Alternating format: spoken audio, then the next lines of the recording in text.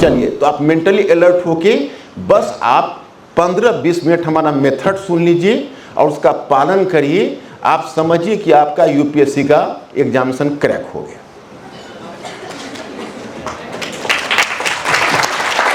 समझ रहे हैं? आप इस मेथड को गौर से सुनिए, क्योंकि मैंने भी सोचा, जैसे अभी अभी आपको प्रिंसिपल सर ने भी बताया और ये तेजपाल सर ने भी बताया, दोनों ने भी आपको बताया कि हम हिस्ट्री के एक्सपर्ट हैं। तो हिस्ट्री के एक्सपर्ट हैं, तो हिस्ट्री में मैं एक्सपर्ट क्यों बना? अब बताइए, ड्यू में और दिल्ली यूनिवर्सिटी से लेकर अशोका यूनिवर्सिटी तक एक पर एक दिग्गज प्रोफेसर हैं जो फॉरेन कंट्री से पढ़ के आए हैं। अगर फॉर्मल एजुकेशन के मामले में कहिएगा तो मैंने किसी भी बड़ी यूनिवर्सिटी से शिक्षा नहीं पाई। ऐसा नहीं कि मैं कहीं फॉरेन कंट्री गया, मुझे पीएचडी करने तक का भी अवसर नहीं मिला। लेकिन बावजूद इसके अगर हिस्ट्री में मैंने एक्सपर्टीज हासिल की और आज मुझे खुशी हो रही है कि देश भर के विद्वान हिस्ट्री में मुझे सुनते हैं, तो आखिर ये मैंने कैसे की? तो मैंने दूसरी परंपरा की खोज की। अगर मैं अपने आप को किताबी ज्ञान तक सीमित रखता तो मैं इतना ऊंचा नहीं पहुंचता। आपको किताबी ज्ञान से शुरू तो करना होगा, लेकिन किताबी ज्ञान से ऊपर उठना होगा। You are suppose to write from the bookish knowledge, only then you can be an expert. अब देखिए, जैसे मैं आपको बताता हूँ, अब आपने ज्योग्राफी को ही लीजिए। सर भी आपके ज्योग्राफी के बैठे हुए हैं और आप लोग में से भी बहुत बच्चों ने हाथ उठाया है ज्योग्राफी का। तो मैंने गौर करके देखा कि जो टीचर्स हैं, हमारे सिविल सर्विसेज की बात बता रहा हूँ, यूनिवर्सिटी में तो आपको काफ़ी मौका मिला होगा और सर ने बड़े डेप्थ में आपको पढ़ाया होगा, लेकिन जो यूपीएससी का कल्चर था उसमें क्या था कि टीचर्स आते थे और बेसिकली एक एक टॉपिक को अलग अलग पढ़ाते थे। तो अलग अलग पढ़ाने से क्या होता था कि बच्चे को प्रत्येक टॉपिक या तो याद करना है, which is not practically possible, या फिर जिसी समय उनका कोचिंग क्लासेस समाप्त होता था हर कुछ इवेपोरेट कर जाता था। मैंने एक एक्सपेरिमेंट किया कि चलो ऐसा करते हैं। हमने कहा कि भाई देखो, ज्योग्राफी में केवल चट्टान, पहाड़, समुद्र पढ़ाओगे तो मज़ा तो नहीं आएगा, मज़ा आना चाहिए,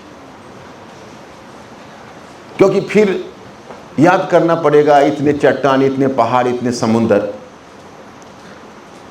आखिर ये चट्टान, पहाड़, समुंदर तो इंसान के लिए अर्थ रखते हैं, अकेला तो उनका वजूद है नहीं। तो एक काम करो यार, हमने एक बेसिक फाउंडेशन का कोर्स बनवाया और बेसिक फाउंडेशन में कहा कि देखो, बेसिक फाउंडेशन में तुम्हारा हाथ खुला हुआ है, 4 महीने का कोर्स पहले देते हैं बेसिक फाउंडेशन का बच्चों को, जिसमें इसको सोचने वाला प्राणी बनाते हैं।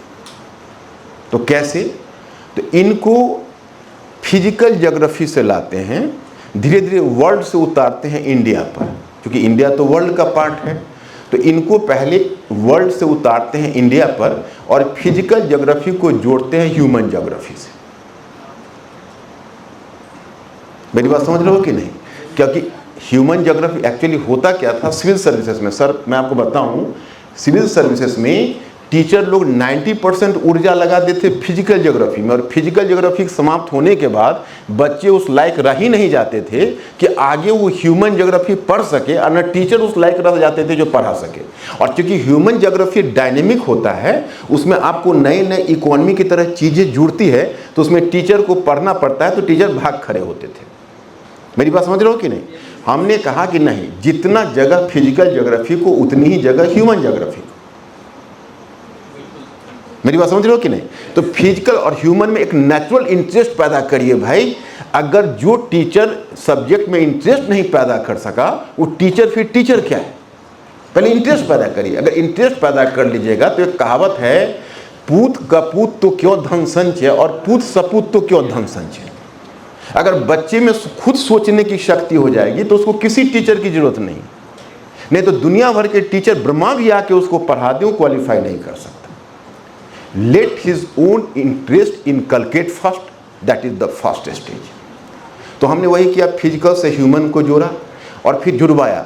और अपने ज्योग्राफी के टीचर को जब पहले हमने कहा, बोला सर ये कैसे होगा, ये तो परंपरा टूटने वाली बात है। हम बोले तोड़िए परंपरा को, राजा राम मोहन राय बनिए।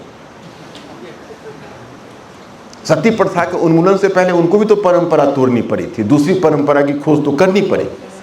तो हमने कहा वर्ल्ड से इंडिया पर लाइए, फिजिकल से ह्यूमन को जोड़िए, और फिजिकल और ह्यूमन दोनों मिला के फिर इन्वायरमेंटल कराइए। कि फिजिकल से कैसे इन्वायरमेंटल फैक्टर काम कर रहा है और कैसे ह्यूमन से इन्वायरमेंटल फैक्टर काम कर रहा है। तो हो गया ज्योग्राफी का ये कोर्स, पहला कोर्स बिल्कुल ही इंटरेस्ट के साथ निकल गया। बच्चे खुश हो गए, गदगद हो गए, उनको एकदम समझ में आ गया कि हम सब उसके बाद इंटरेस्ट लेने लगे। और जब मैं उनको एडवांस स्टेज में पढ़ाना शुरू करवाया तो उसके बाद वो और बहुत खुश हो गए। अब आइए किस सब्जेक्ट में आऊँ, पॉलिटी में आऊँ, हिस्ट्री में आऊँ? अच्छा चलो हिस्ट्री में आता हूँ। हिस्ट्री में मैंने देखा कि एक कहावत चल निकली थी, गांव और देहातों में कहावत प्रचलित थी कि हिस्ट्री और ज्योग्राफी बहुत बेवफा, रात में पढ़े सुबह में सफा। समझ रहे हो कि नहीं? तो हमने फिर ये सोचा कि भाई ऐसा है कि भाई हिस्ट्री में इन लोगों को दिक्कत क्यों होती है? हिस्ट्री तो बहुत ही इंपॉर्टेंट सब्जेक्ट है, और हिस्ट्री अगर बहुत ही इंपॉर्टेंट सब्जेक्ट है तो हिस्ट्री में इनको दिक्कत क्यों होती है? Why are they going to be disturb in history? History में क्यों दिक्कत होती है? तो मैंने इस पर एक्सप्लोर करना शुरू कर दिया। मैंने एक्सप्लोर करना शुरू कर दिया कि ऐसा है कि भाई ये लोग हिस्ट्री को समझ ही नहीं पा रहे। ये लोग हिस्ट्री में इंफॉर्मेशंस गैदर करते हैं और हिस्ट्री में इंफॉर्मेशंस नहीं चाहिए, हिस्ट्री में चाहिए अंडरस्टैंडिंग। और जब तक अंडरस्टैंडिंग नहीं आएगी they will not have the knowledge, control over the subject. तो हमने क्या किया, तुम लोग कौन सा हिस्ट्री जानते हो? इंडियन हिस्ट्री जानते हो कि वर्ल्ड हिस्ट्री जानते हो? कौन सा जानते हो? नहीं, मजा किस में ज्यादा आता है?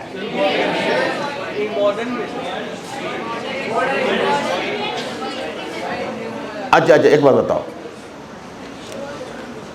मॉडर्न या कोई स्पेसिफिक बोलो, मॉडर्न में कर दूं, एंशिएंट में कर दूं, वर्ल्ड में कर दूं, कोई एक को पकड़ के मैं कर देता हूं।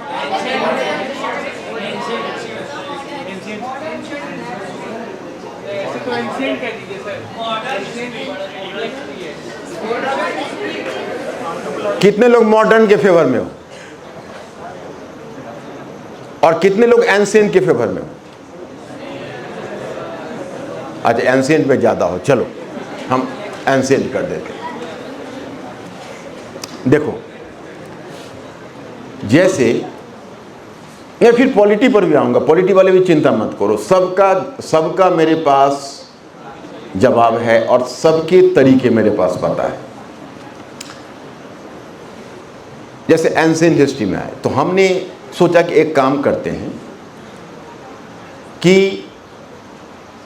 पूरे एंशिएंट हिस्ट्री में दो पार्ट बनता है।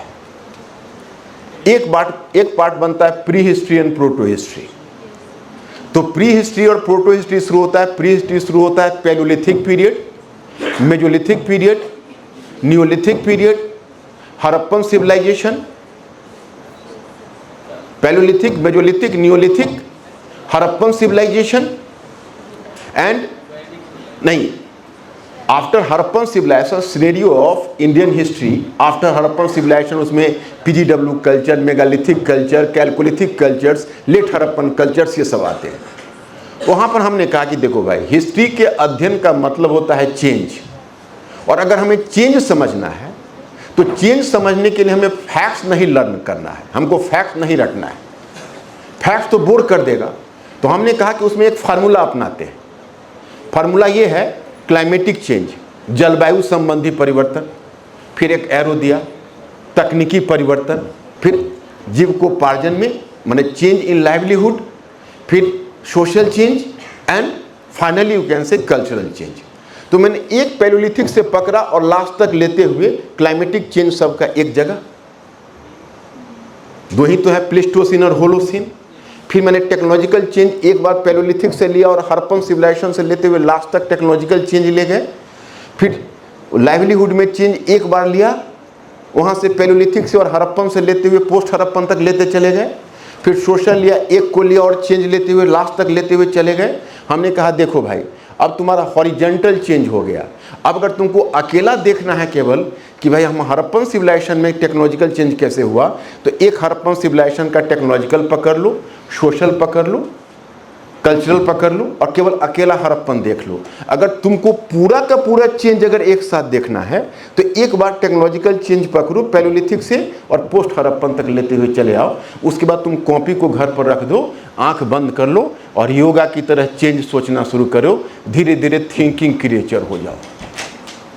समझ रहे हो? और एक बार फिर क्या होगा, किसी अपने कलीग के सामने जाके जब डिलीवर कर दोगे तो सीधा हाथ जोड़ लेगा, कहेगा बॉस कैसे आपको इतना याद रहता है, जो अन्यथा याद नहीं होगा। जब तुम चेंज को पकड़ लोगे तो याद हो जाएगा।